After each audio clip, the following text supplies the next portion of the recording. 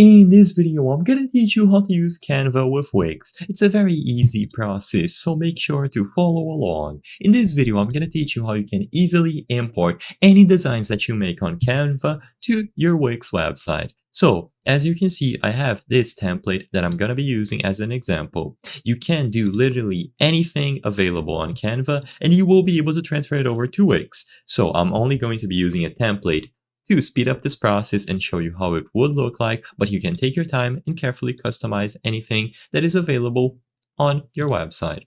So once you have a template that you are satisfied with, all that you have to do on Canva is to click the share option at the top right and then go over to more.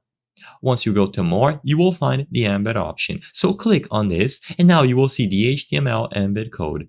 Copy this code and now go back to the WIX website builder.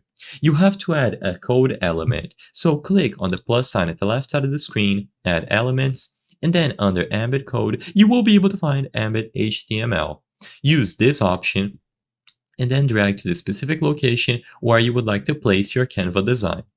In here, make sure that you choose code and then paste the code here. Once you click update, your Canva design should appear immediately over here to the left. So as you can see, this is how it looks like.